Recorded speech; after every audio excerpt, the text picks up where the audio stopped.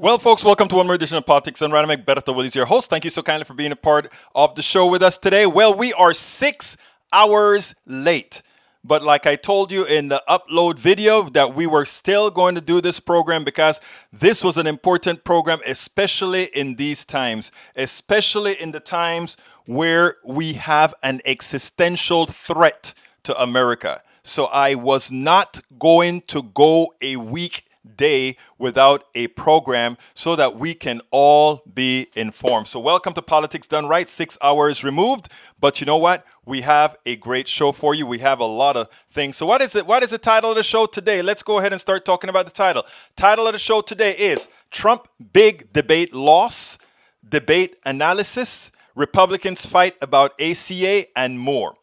Anyhow, the debate showed that even a calm Trump is mean, evil, non-empathetic, and incompetent. Kristin Arnold, a rules analyst, explains the debate, and we go into a whole lot more.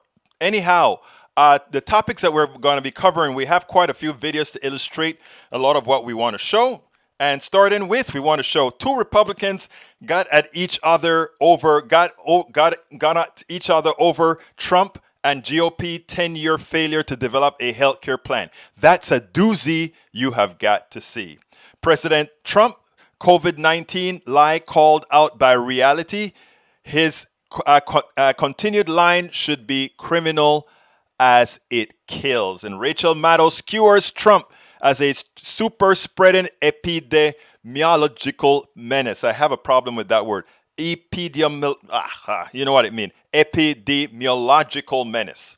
Steve Schmidt had a kit so to say after the debate, but his most prescient statement was this.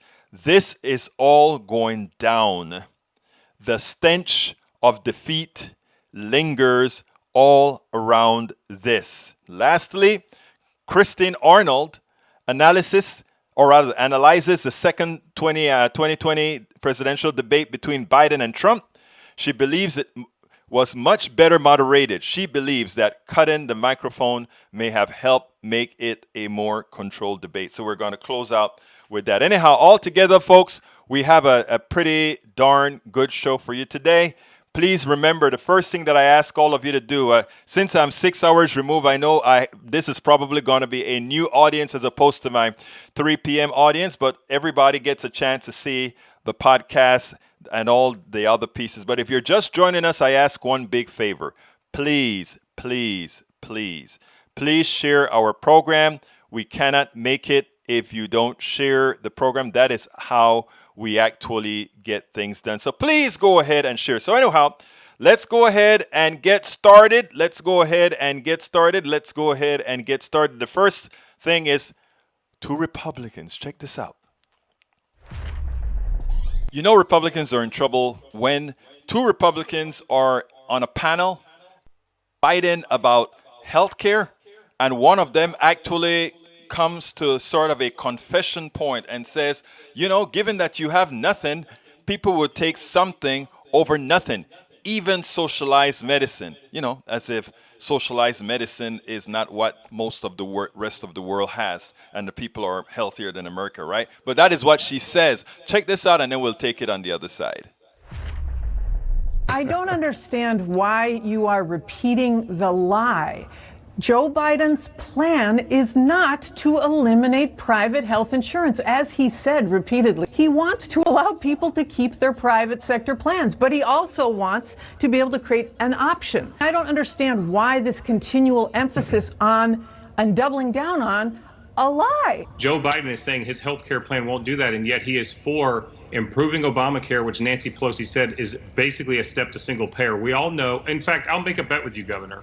If Democrats win the presidency, the White House, the Senate and the House, that by the spring there will be a single-payer health care bill on the floor, and the left wing of the party will demand that it becomes law and be put on Joe Biden's desk. Why would that happen? Because Republicans haven't done anything since Obamacare was made into law in 2010. So congratulations, Republicans. You had 10 years.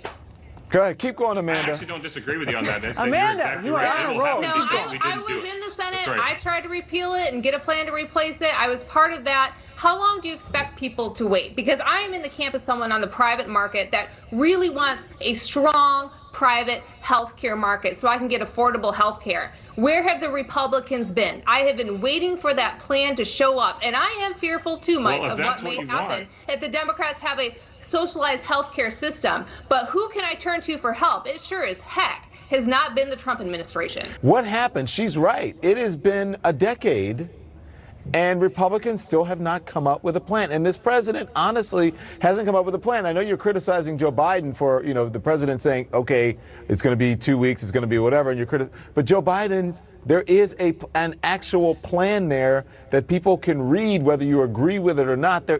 But there isn't one for this administration. There's not one. He can't say, you know what, we didn't get a replacement done. We just didn't get it done. And so now I'm left in saying we will protect pre-existing condition coverage, and we're going to administer Obamacare better. That's a part of what his message is, because, as Amanda said, Republicans dropped the ball. We didn't get a replacement bill done. And I think a better message for the president is to talk about what will happen, because to bring voters like Amanda back to the president, all they need to know is they're going to get socialized medicine when the left takes over, and that'll bring them back to the camp. That's what he should be saying in the debate. Yeah, good luck with that. I can't leave my house or send my kids to school because of how he's handled the healthcare system. Jennifer, I got to run. People are so desperate for anything that they'll take a plan over no plan. Now let me get one thing out of the way first, okay? It's not that the Republicans don't want to have a plan. I mean, that's not the problem at all. The problem, it is mathematically impossible for them to come out with a plan that is less expensive than Obamacare, that covers what Obamacare covers. In other words, they cannot effectively come out with a plan that really gives you health care, which means it prevents rescission, which means it prevents you from being thrown off the health care rolls, which means it gives you an affordable deductible, even though even Obamacare deductibles are getting ridiculous. It means it prevents them from denying you coverage because of a pre-existing condition. It means having to have everybody into the system, which means either you have a responsibility clause that says you have to have insurance, or else you pay a penalty, right? And that penalty equal to what insurance would have been, and you still get coverage. The problem is a math problem. The reason why Republicans have not come up with a solution, even though they were in control of the House and Senate many times during the Obama administration, a bill that likely Obama would have signed as an improvement to the Affordable Care Act if they came out with something sensible, is that it's mathematically impossible. The mathematically possible thing that still cost Americans more money was the Affordable Care Act with private insurance, which means you are giving away a lot of money to shareholders and duplicate advertising, fighting for customers, all the monies that if you had a single payer system, all those expenses go away. They are trying to stuff a mathematically impossible thing down your throat because of an ideology, but it's not even because of an ideology. It's because it's a profitable way to take your money away. It's not even, people say, oh, they're ideological. They want to leave things in the private sector. They only want to leave things in the private sector where they can rip you off. But, and I don't have a problem with them having something in the private sector to rip you off if you have the choice of being ripped off. But when it comes to something like healthcare, if they're going to rip you off, you're going to have to allow them to rip you off if you want to stay alive, right? So let's get this straight. And I want all my brothers and sisters on the conservative side, on the side that believe they don't want a single-payer Medicare for all system. The reason the Republicans can't come up with anything, it's that, listen good, listen well, it is mathematically impossible. You can't say the following here, and the formula is actually very simple. Healthcare cost is equal to whatever the services cost. In other words, whatever it costs for your x-ray, your medicine, your surgery, plus how much does it cost to administer, meaning the secretaries and all the people to do the paperwork to keep the program running.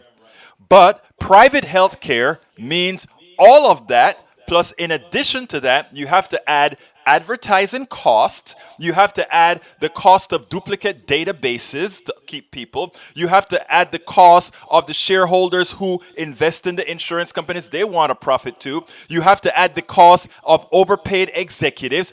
They're trying to ask you to believe a mathematical impossibility. You can't say that you have a limited amount of costs here and an extended amount of costs here, and somehow this is going to cost less than this. They're asking you to believe a fallacy, and too many of us are willing to do so. America, wake up.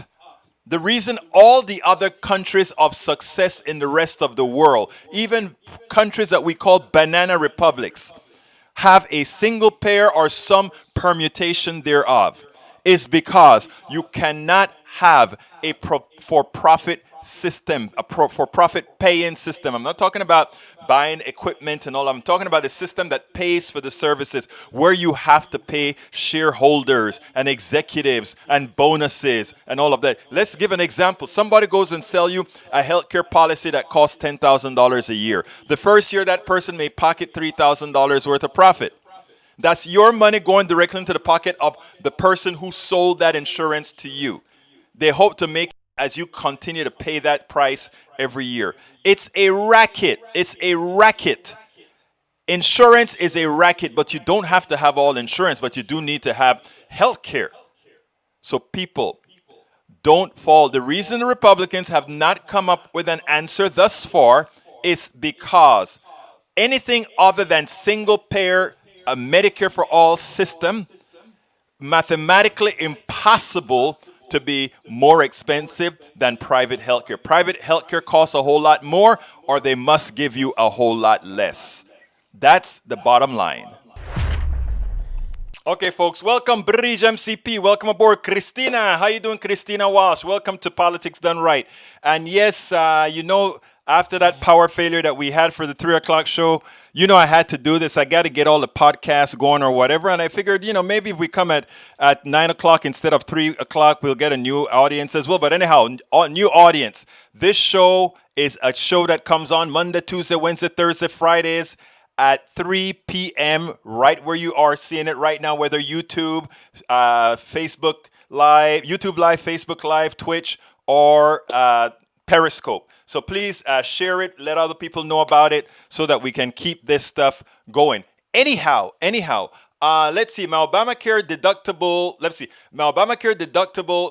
under Obamacare was $1,500. Under Trump, $7,000. Change immediately. Same plan, higher premium too. Yeah, that is the method to the madness. The two things that they want to do is they want to go ahead and make sure that Obamacare looks like it's bad, so they can say we'll give you something else, and instead we start giving you this type of insurance that pays for nothing. You think you have insurance until you have to use it. Let's see what else is here. By the way, we all know there is now a plan, just verbiage. When election is over, November 10th, they will be in court to take it away. They are taking nothing away, Bridge. I want all my people that are listening, brothers and sisters, no election is going to be taken away from us. We will win this election by a landslide, period. Punto y final. We will win this election by a landslide. Joe Biden will walk into office and take his rightfully earned position. The voters would have spoken. Punto y final. Don't even give those people the right, or they're on the right, the belief that somehow they are going to somehow be able to win in this election, or somehow they're going to be able to do something even if the votes come out against them. No. We fight power with power. And what we have is a paper tiger against the real vote of the people. Don't forget it. I mean, one of the problems I have with Democrats too often is we kind of give those people with a big mouth sort of a run at it. We allow them to believe they are more than they really are. We are going to win this election in a landslide. Everybody is going to vote. Don't sit down behind and be scared. Let me tell you, every time you have an ounce of fear, take up your phone and call somebody you think may not have voted yet. That's what you do. No fear. I'm going to tell you something, guys. Everybody calls me and, Egberto, are you worried about this election? Do you think they may steal it away? I'm saying they can't steal it away.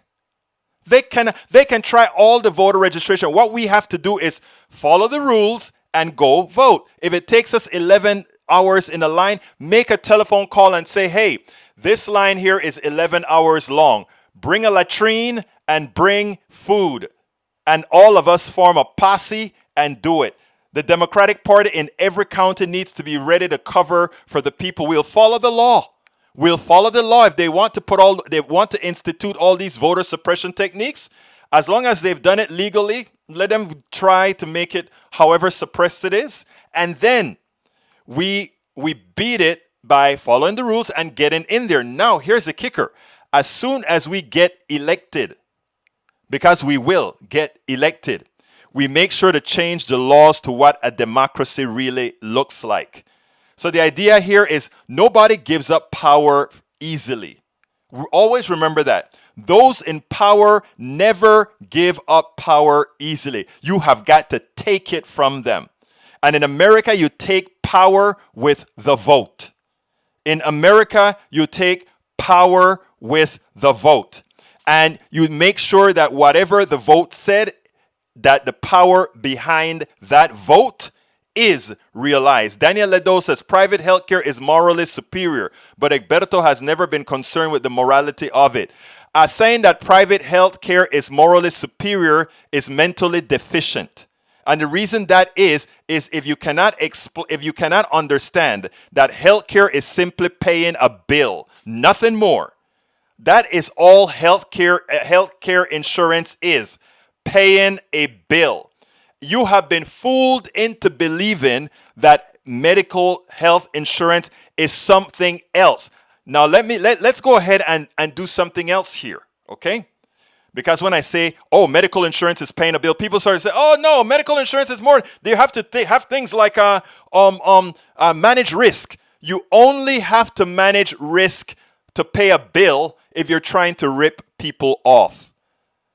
Why do you manage risk? So you can exclude the people you would otherwise have to pay a bill for, so that you can pocket the money that you would otherwise have to pay a bill. In a single payer system, there's one risk pool, America.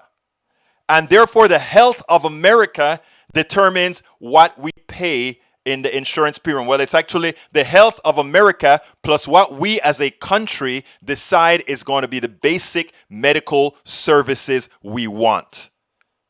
Anytime you talk about private insurance, you're talking about thieves.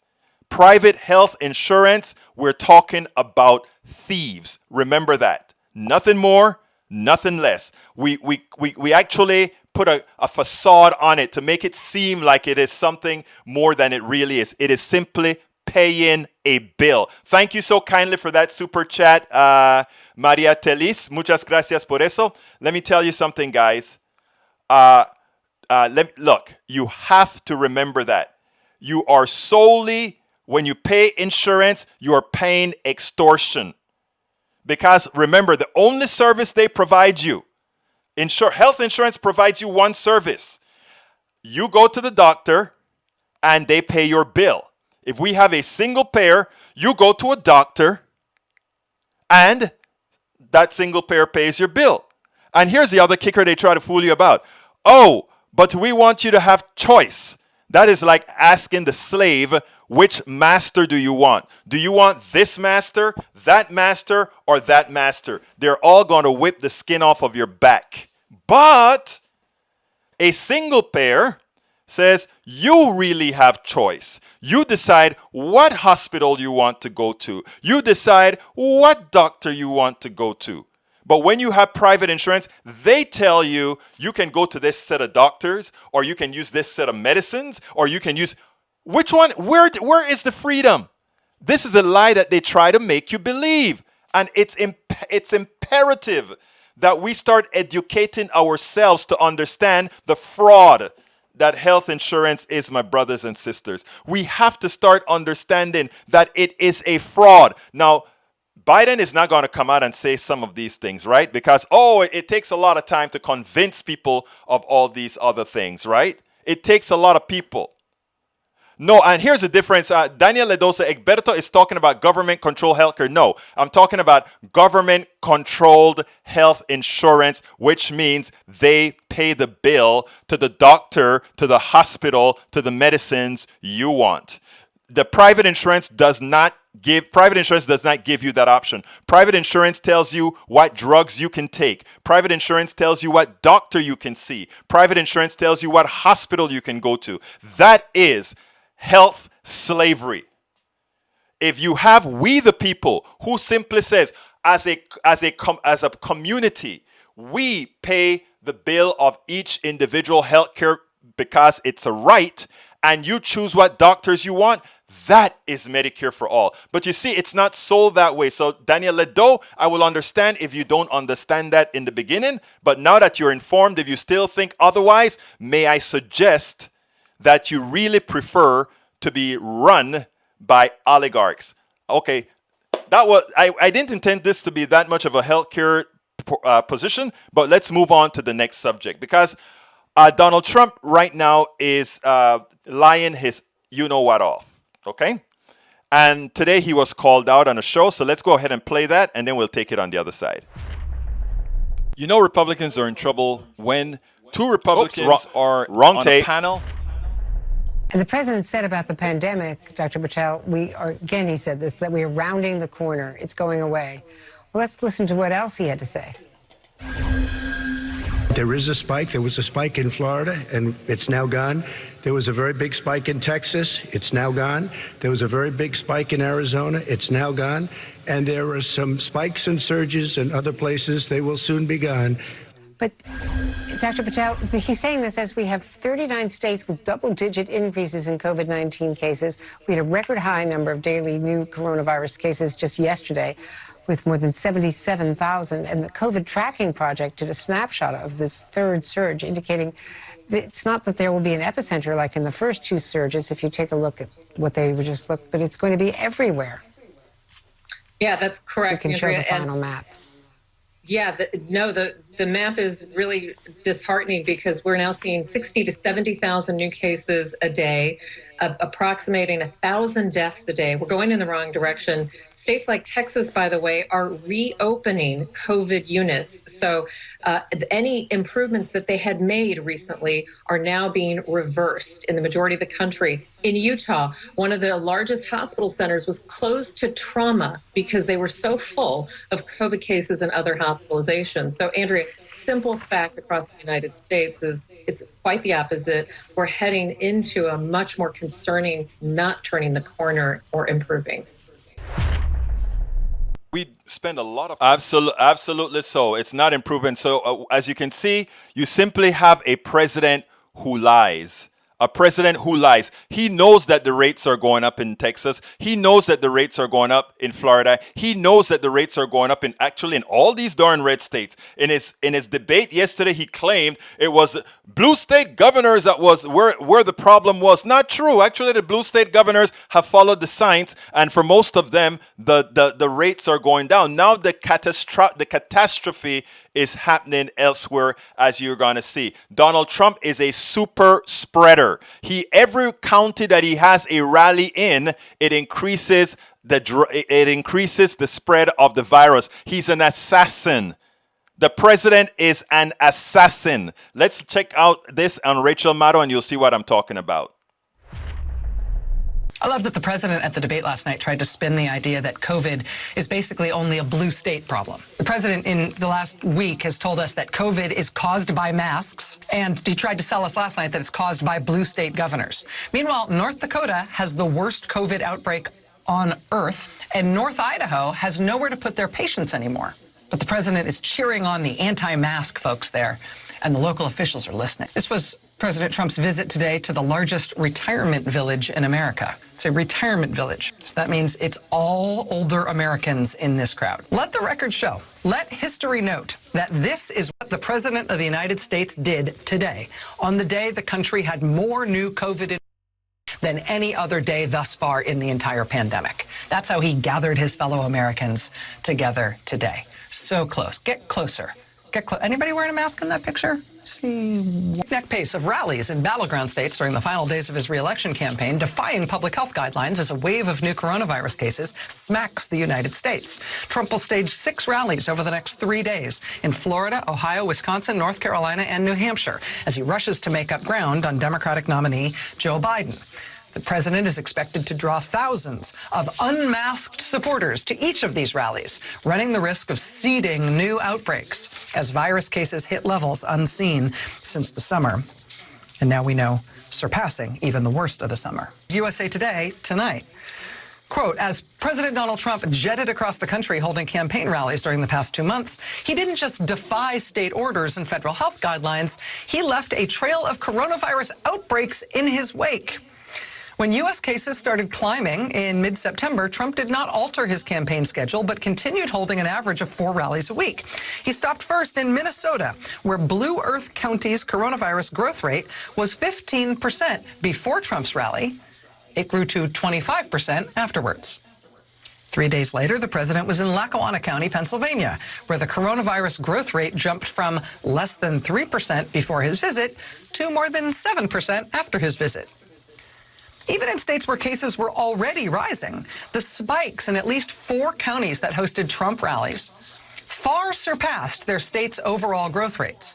In 2 of those counties, the growth rate was more than double after the president's visit.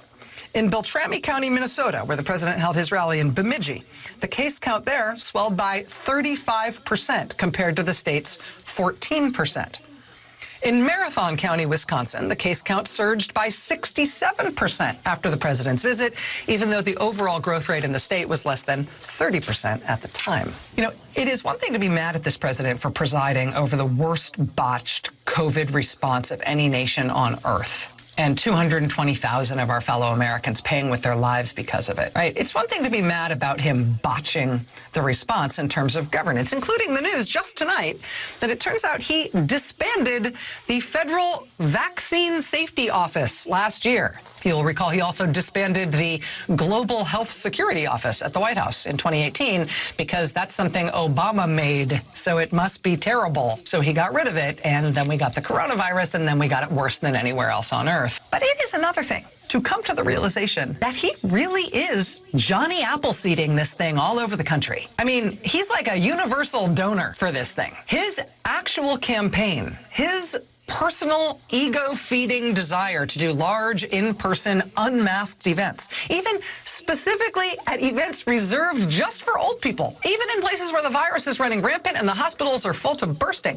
That isn't just, you know, callous or tone deaf. That is one of the things that is driving this epidemic into the stratosphere right now, right as we head into the election. He's an epidemiological menace. I mean, in office, sure, but actually in person is what I mean. He is an epidemiological menace. I call him an assassin. And then Daniel Ledo takes offense to that. No, sir. An assassin is somebody who goes out and targets people. He is targeting his own people to fill them up with the coronavirus, killing much of them as he tries to attain herd immunity on their backs. That is a perfect definition of an assassin. And Daniel Ledo also said, and the reason I speak to what Daniel Ledo says is because the fallacies that he puts out is what a lot of the right wing put out to try to gain people with a false ideology. He says the following: by the way, if the government pays 90% of your income, they own you, i.e. government health care. Egberto wants to play rhetorical tricks to deceive you. Not at all. You know, one of the things I learned, I'm a naturalized American citizen, and what I love about America is that it has an elastic constitution that has grown, has matured, has liberalized, has become progressive, and not only that, its original intent in words, it meant something, right? Even though it couldn't have lived up to it because of all the technicalities and some aberrations within it. The basic premise, we the people of the United States in order to form a more union. Here's the deal. The government is we the people. The government is we the people. So here's the deal.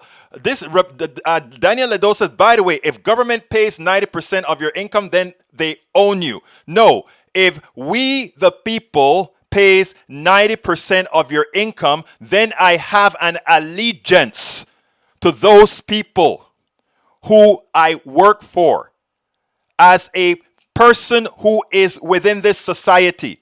I am happy to work for my people, the people of my country, the people of society, we the people. You see, the selfishness within the evangelical movement, the selfishness within the ideological right. Me, me, me. They own you. No, I serve them. I serve you. We, the people of the United States, if they are the ones that are making things possible for us all, then we us all serve. What did Kennedy say? Don't ask what the country can do for you. Ask what you can do. Those are our values. This individualistic menace isn't. So Daniel Ledo once again proves how wrong he is and how un-American his true beliefs are. That is a statement of fact.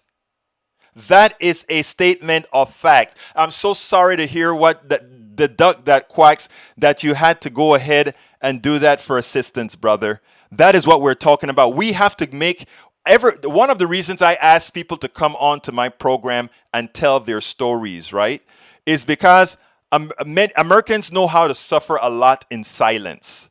Americans suffer a lot in silence. And in suffering in silence, a lot of people don't know that a lot of others are going through the things that I am going through too, that you are going through too, that many of us are going through as well. And by not knowing that, we just sit back and do nothing. But if we all knew that most of us had the same issues, the same problems, and all these things around us, we would start demanding out of those we vote. We would not fall for what the plutocracy has taught us, like what the plutocracy has indoctrinated people of the ilk of Daniel Ledo and others on the right. We would actually find some way to get things done. Anyway, folks, this is a little bit past the halfway point of the program where I start asking people to support our program. First of all, if you all know that book that you see on the screen there is the new book that I just wrote. It's called It's Worth It, How to Talk to Your Right-Wing relatives, friends, and neighbors. I ask you so kindly to consider getting that book. I'm putting the link to the book in the feed right now. The link to the book is in the feed right now at Amazon. But if you'd like to get it at our store, if you get it at our store, I'll actually send you an autographed copy. So here is that link. politicsdoneright.com/store. Again, that is politicsdoneright.com/store, where you can get not only our books and our teacups and our t-shirts and things like our, all the things that we have. Please consider going to our store as well. We have a whole lot of little things to help us support the show. You can also join our Patreon, which is at politicsdoneright.com/Patreon. I have a lot more videos to show you, but let me go ahead and get this out of the way, and then I'll be right back there. politicsdoneright.com/Patreon is the way you can support us on Patreon. Or, of course, we always like PayPals. For those of you who are not on YouTube, first of all, if you're on YouTube, I ask you so kindly to click that join button. Become a member of our Politics Done Right posse. It is very inexpensive. Again, you really help us promote the positive message that we really need to get out there, because a lot of people, like I say, suffer in silence because they just don't know. They're indoctrinated by the Fox News of the world. They're even indoctrinated by certain parts of the media that inculcates itself as progressive but really isn't. Those of you that are not on YouTube but would like to become a part of our YouTube posse, please go ahead and go to politicsdoneright.com/YouTube. Again, that is politicsdoneright.com/YouTube. Okay, let's go ahead and continue with the program. I ask you again, go get the book, go join up, click that join button on YouTube, become a member. We really need all the support that we can get. Okay, by the way, let's go ahead now and talk about the debate. Who won the debate? You know, a lot of people, Donald Trump had his people putting out false debate notices. Oh, he won the debate. The scientific debate shows who won. And the scientific debate was clear. It was Biden 53, Donald Trump 39. The makeup of the thing was 31% Democrats, 30% Republicans, and the rest were independent. So it showed a very good balance that looked like the country as far as who won the debate. And that is it on the screen right now. Joe Biden won the debate, and it wasn't even close. And if you take a look at the technicalities within the debate, it was quite obvious that Joe Biden was the winner of the debate. Now, for all those that are scared that somehow, as opposed to, let's say, with Hillary Clinton, where the polls are going. The polls that are coming out continue to be good. They continue to be good. The last Quinnipiac poll, which came out yesterday, showed the race at 51-41. Do I think it's 51-41? I actually think it's better than 51-41. I think that people are so darn scared for how terrible this guy is in handling this epidemic. He's getting a lot of people killed by lying to them, by spreading the disease in every single one of his big rallies that he's having. He's killing people as he goes by. I think it is so self-centeredly evil to be going out there. And you know what hurt me the most of all those pictures that Rachel Maddow showed was to see all those older folks sitting down right next to each other, all of them in order to serve their master, Master Trump. We are going to serve Master Trump. So in order to honor Master Trump, we won't wear masks. And in not wearing masks, we are all, or many of us, probably 4% of us, will be committing suicide. Okay? Will be committing suicide. So Daniel Ledo says, so now Egberto is the arbiter of what is and is not an American. Actually, given that my dear friend, my dear right-wing friend, given that you sure have forgotten what America really means, just maybe I'm not an arbiter of what is American, but maybe I use all my friends that are here with us to help promote what America really is. Yeah, so I'll take that on. And Daniel Ledo again says, since Egberto is relatively new to our country, and I'm not relatively new, I've been here since 1979, let me inform him that his little revolution he is part of is un-American, just saying.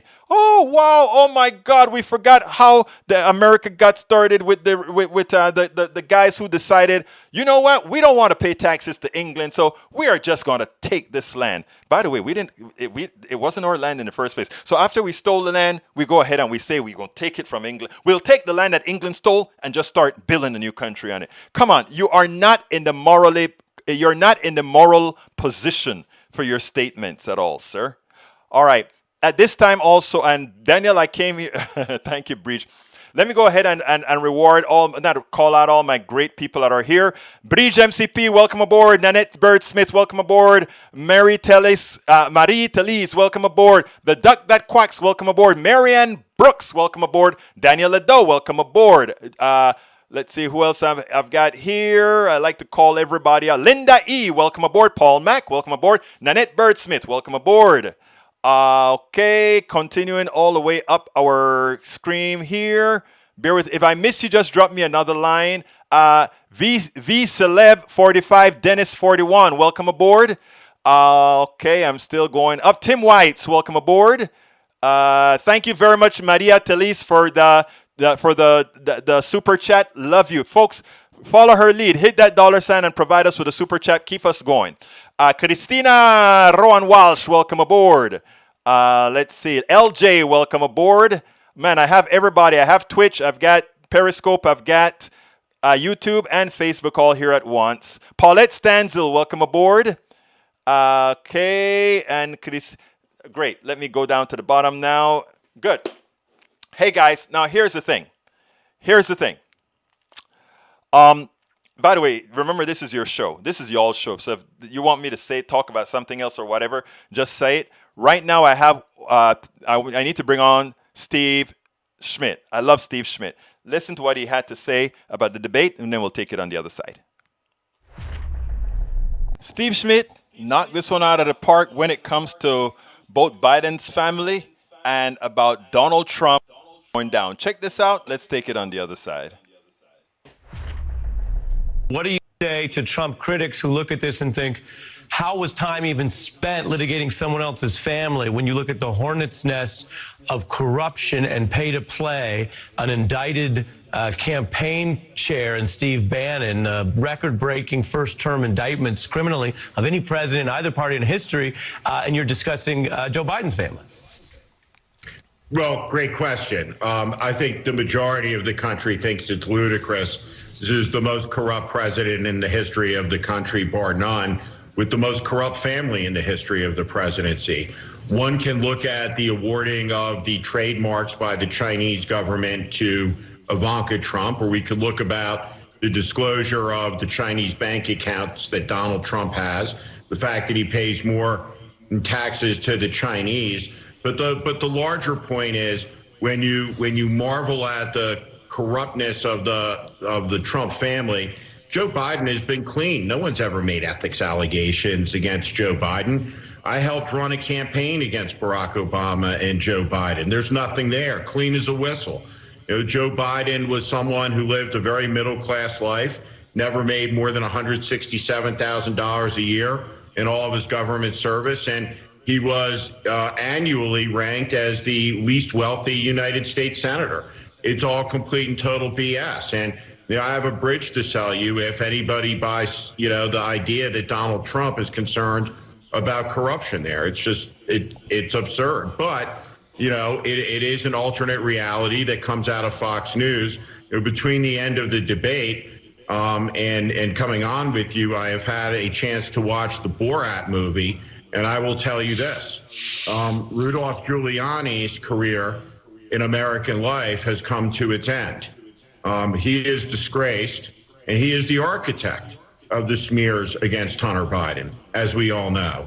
And the idea that Rudy Giuliani, and everybody will understand what I'm talking about before very long, is to be taken seriously or credibly, and he shouldn't have been at all for a long time before this moment, but he certainly won't be in the last week of the campaign, which of course will begin with Donald Trump storming out of the 60 Minutes interview. Ari, this is all going down.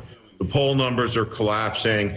The stench of defeat lingers all around this. You can look at the sniping, the panic inside Republican Washington as they're on the precipice of losing the Senate majority and the White House because the bill for Trumpism is coming due. And throughout that debate tonight, Joe Biden drew blood and held Donald Trump accountable for his profound incompetency in the discharging of his duties as president of the United States.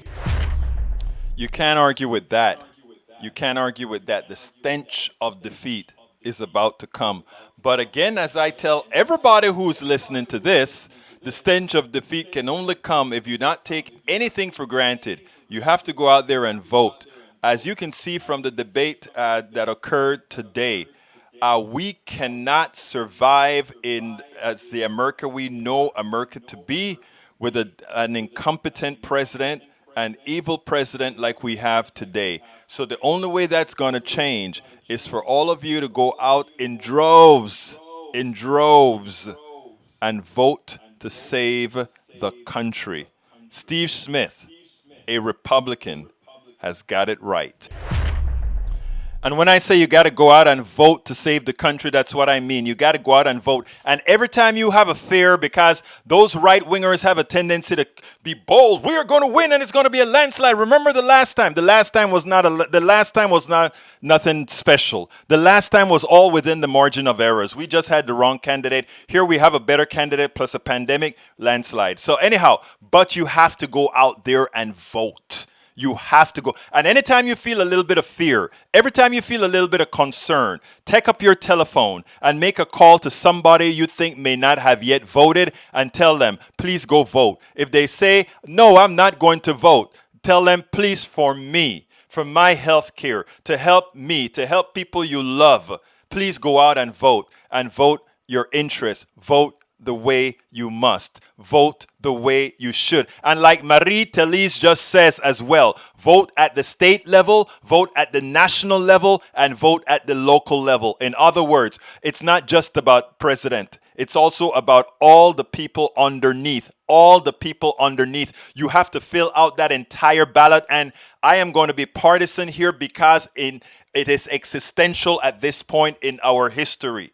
You must go down that ballot, folks, and vote Democratic down the ballot to save the country.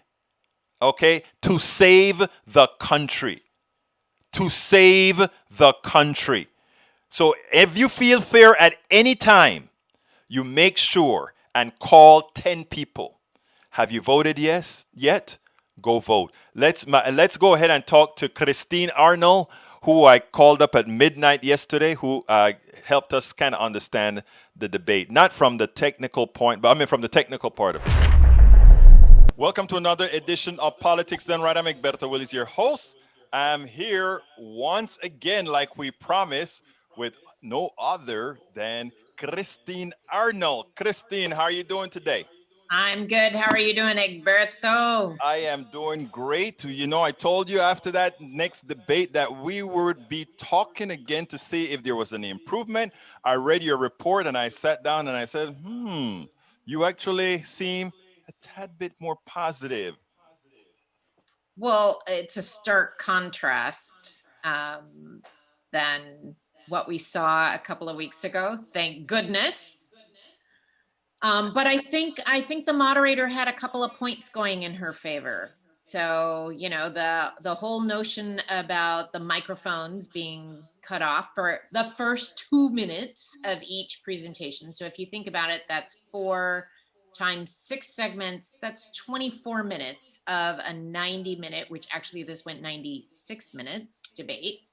Okay, so that went in her favor. I think she also started with a plea to both candidates saying, please, she didn't say it twice. She just said, please, let's one person talk at a time. So there is that. There's the fact that both of them were absolutely skewered a couple of weeks ago in the press. So, you know, they needed to play nice. And lastly, you know, there's only 12. Now it's 11 days till the election. And how many people have already voted? 48 million. 48 million. Yes. I've already voted, by the way. I've been doing it since I was 17 and I was in the Coast Guard. So I'm completely familiar with that process.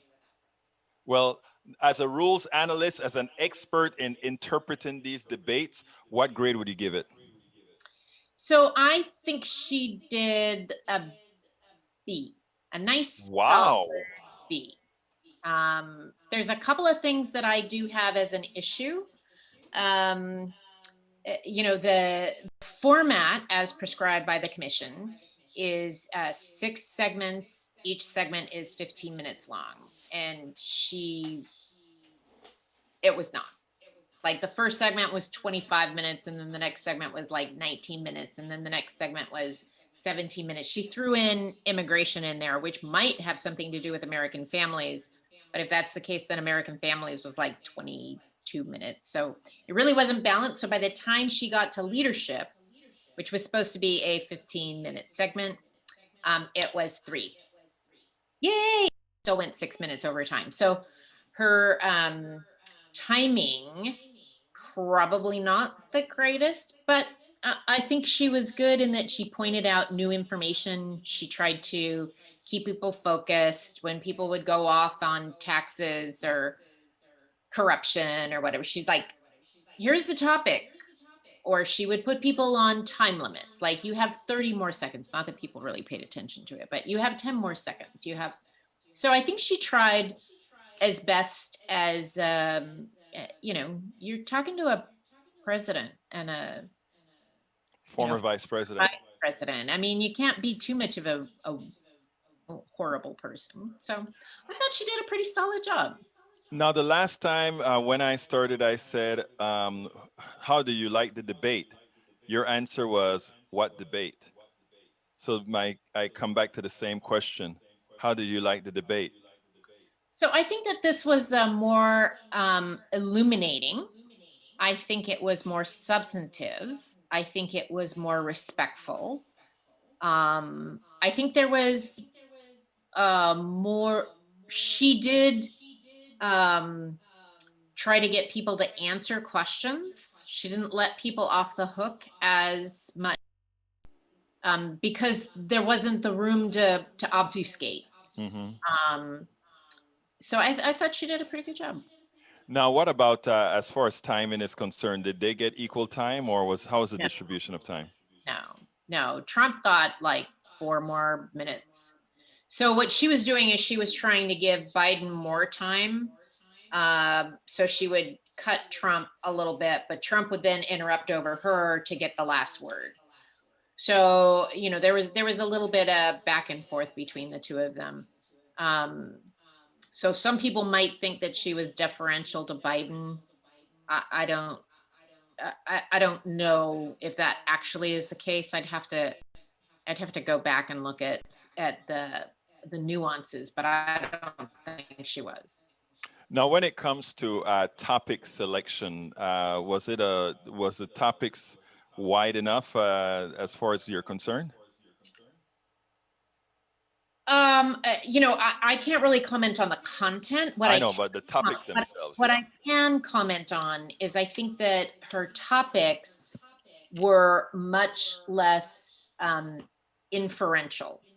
So let me give you an example. She talked about race in America versus Chris Wallace said race and violence in our cities, which means race and violence go hand in hand in our cities. So there's an implication in there that's less straightforward. So I think she was just saying, like, here's a topic, fighting COVID. We're fighting COVID versus just the virus. American families. Well, families come in all different shapes and sizes, which is why I think immigration was part of her American families. Climate change. So none of them had implications for right or wrong. So I like that. Leadership could have been construed any way that you wanted to. So that was probably the murkiest one. Well, I like that you noticed that, the difference between Wallace and how she handled it, because, I thought the way Wallace handled it was, in my language, would be pessimo, horrendous. It was terrible, but who knows? Anyhow, so as the outcome of the debate, there was a winner, there was a loser. Biden turns out to have gotten a large, not only a plurality, but a majority of the votes. Based on what you saw, I know you don't cover content. Do you think that the distinction was good enough to actually declare somebody a winner? I think the moderator was the winner, Egberto. The moderator came out looking pretty good. Oh, wow. I think I'm going to have to ask you to expand on that. No, I think she did a very credible job. I mean, here's a woman who most people are not familiar with terribly. She's never done a presidential debate. She's been a sidekick, quite frankly, to Rachel Maddow in a Democratic debate. I think she held her own. I think she was a woman of substance. I think she knew her stuff. She was, she did a very credible job. So I would say, we all walked into this debate going, I really hope this is not a reprise. I just was like, yeah. Who really wanted to see that crap that we saw a couple of weeks ago, right? Nobody wanted to see that. So I think a lot of us were just, I'll speak for myself. I can't speak for anyone else. I was pleasantly surprised at the demeanor of both the candidates. I was pleasantly surprised at the moderation. The skill level was, there were a couple of nuances, and frankly, I'm not exactly sure about the evenness of the questions for the candidate. Those are kind of things that I have to look post debate, because Only that they're subjective. it's going so fast, and I do think that there's no matter how perfect you are as a moderator, there is some unconscious biases that creep into questions. So I'd probably want to look at that. But You brought up, that's an interesting subject, and I only have about 3 minutes. So you just brought up unconscious bias. What unconscious bias did you see, off the top of your head, did you see? I didn't really see anything quite obvious. I think she was trying to be parallel in the way that she would ask questions. So I'm going to ask you this question. I'm going to ask you a variant of the question, but it's really the same question. But the challenge for any of these debates is, if I ask you a direct question, Egberto, if you don't have the background as a citizen listening in, then I'm not going to understand the context of the answer to that question. So I have to give the audience enough substance in which to ask the question. And therein lies the since the bias, of it. And when I'm listening, I'm paying attention to so many other things. It's like I look at the formatting of the questions later to see how evenly matched they are. Well, as usual, I like the perspective that you give us as far as the structure of the debates. Kristin Arnold, rules. How do you actually say that? A rules analyst, but I think you have another name for that as well. Rules analyst, and what else? Well, I'm a panel moderator, but in football you have a rules analyst, because they're the people who come on after the official has made the call, and they're like going, did they do a good job making the call, or were they? So that's how I came up with rules analyst. So Kristin Arnold, rules analyst. And the reason I always want to have a rules analyst is because I am a biased watcher of the debates.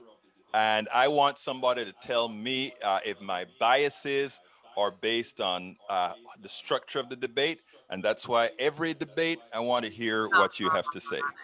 Shucks, Egberto. Well, it's always a pleasure talking with you.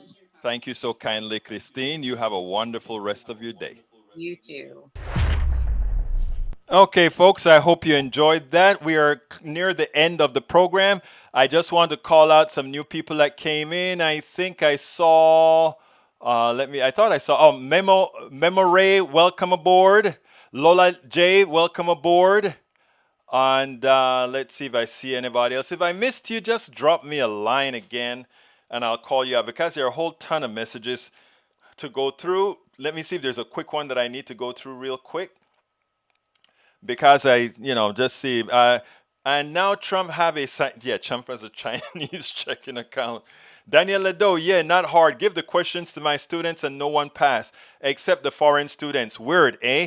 Actually, it's not weird. I talk about that a whole lot, right? Anybody who is over here knows that what happens a lot of times is that, whereas in Panama, we had to learn the capitals of every country in the world. We had to know where every country in the world was located.